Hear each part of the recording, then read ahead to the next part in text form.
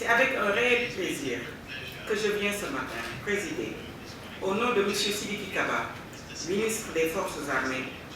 la cérémonie d'ouverture du 4e séminaire régional consacré au rôle des forces de défense et de sécurité dans la prévention de l'extrémisme violent en Afrique, les cadres d'engagement, organisé conjointement par le Centre des hautes études de défense et de sécurité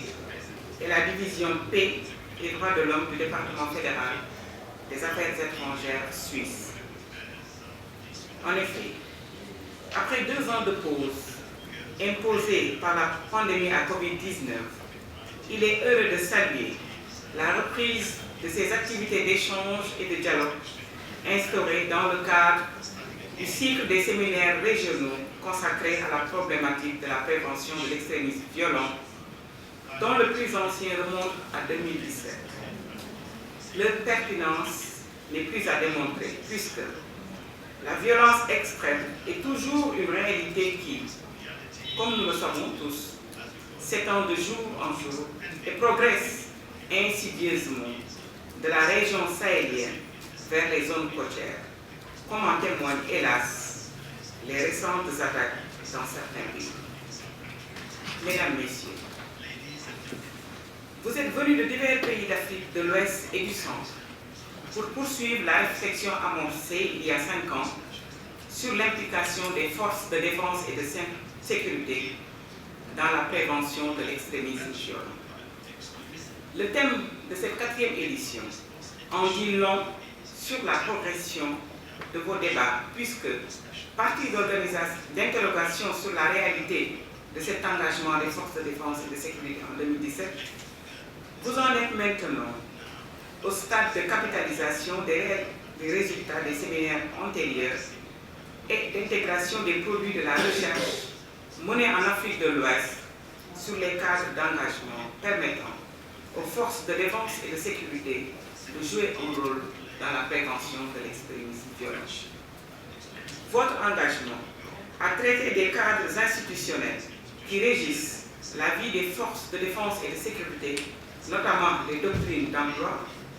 les cadres juridiques et législatifs et autres curricula de formation, pour ne citer que cela, constitue une étape importante qui signe une nouvelle phase dans cette volonté d'adapter leur posture dans la prise en charge inclusive de l'extrémisme violent. En agissant ainsi, vous répondez aux souhaits de son Excellence M. Macky Sall, président de la République, président en exercice de l'Union africaine, pour qui, lors de son investiture à la tête de notre organisation continentale, en février dernier, affirmé, je le cite, « L'urgence de paix et de sécurité nous rappelle notre responsabilité particulière dans la lutte contre le terrorisme, le règlement pacifique des différends entre pays membres et la prise en charge des situations de crise interne. Nous ne pouvons détourner nos regards de toutes ces vies perdues, ces familles endeuillées, ces millions de personnes déplacées ou réfugiées, ces écoles et structures de santé fermées et ces cohésions sociales désintégrées. Le bon sens commande de faire taire les armes et construire une culture de dialogue et de concertation dans le cadre des mécanismes africains de résolution des conflits. » Fin de citation. Au demeurant, le dernier forum de Dakar a été l'occasion pour les autres autorités présentes de poser un diagnostic sans complaisance sur la situation sécuritaire du continent et l'urgence de trouver des solutions.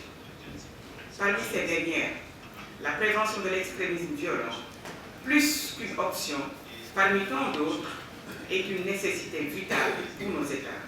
pour le bien-être de nos communautés, pour l'avenir de l'Afrique. Je suis heureuse de constater que cette préoccupation sera au centre de vos travaux pour rappeler à tous les acteurs, forces de défense et de sécurité, autorités publiques, organisations de la société civile, organisations internationales et régionales qui doivent s'y engager résolument. Monsieur l'ambassadeur de Suisse, Mesdames, Messieurs, je voudrais, avant de conclure saisir cette opportunité pour remercier le gouvernement suisse, à travers la division paix et droits de l'homme du département fédéral des affaires étrangères, pour son engagement lucide et fécond à nos côtés pour la prévention de l'extrémisme violent en Afrique. J'adresse également mes encouragements au chef pour sa détermination à faire de la prévention de l'extrémisme violent une réalité dans le vécu quotidien des forces de défense et de sécurité. Le chemin parcouru jusque-là augure de belles perspectives. C'est le lieu d'affirmer qu'en ce qui concerne le Sénégal, la prévention s'inscrit parfaitement dans la posture républicaine de nos forces armées et leur inclinaison naturelle à rester en tout temps et en tout lieu aux côtés des populations pour vivifier pleinement le lien armée-nation. Ce séminaire régional, qui se poursuivra au niveau national les 27 et 28 mai prochains sur le thème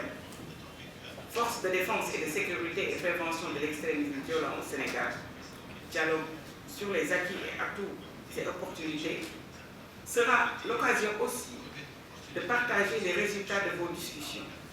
pour nourrir les nécessaires impulsions attendues au niveau politique, stratégique et opérationnel dans chacun des États ici représentés. Excellences, Mesdames et Messieurs, vos travaux vous amèneront à répondre à des questions cruciales sur la défense et la sécurité dans notre espace africain. Soyez assurés que nous les suivrons attentivement et que les recommandations qui en émaneront seront prises en considération pour favoriser la prévention effective de l'extrémisme violent, le renforcement de la résilience de nos populations et tout simplement la sécurité, la paix et le développement de nos États. Je souhaite plein succès à vos travaux qui, j'en suis persuadé, contribueront au renforcement d'une communauté africaine pleinement engagée dans la prévention de l'extrémisme violent. Sur ces mots, je déclare, au nom de M. Sidiki Kaba, ministre des Forces armées,